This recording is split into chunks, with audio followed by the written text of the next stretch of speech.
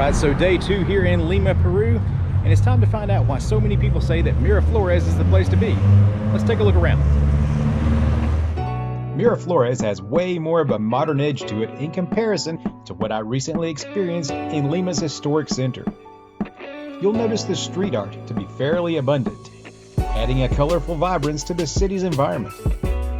While there is much to see and do here, one of my first objectives was to hit the markets.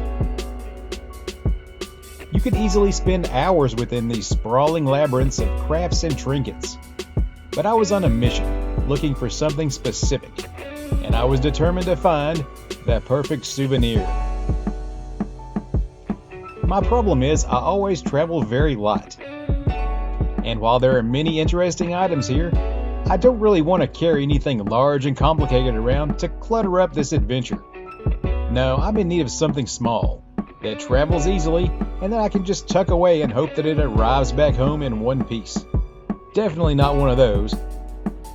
And while all that stuff is really cool, it's also a big negative. But what a way to decorate.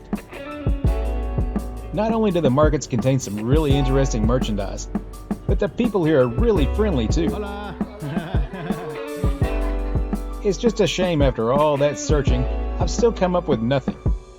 But guess what? There is another market located just across the street.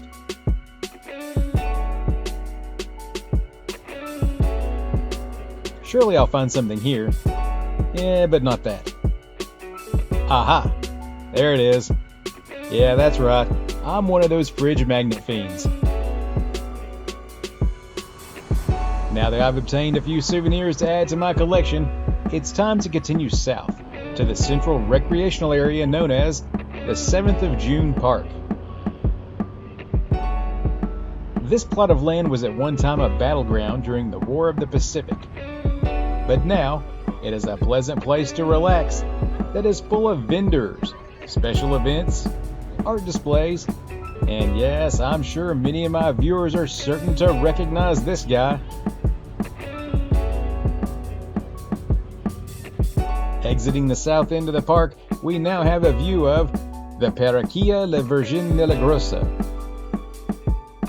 Although this church may look old, believe it or not, it was actually constructed in the 1930s. Now, let's take a look at this map and venture onward to find something good to eat. Alright, so this one's called Lomo Saltado. Check this out. I'm about to dig in here and see exactly how good this is. It looks amazing.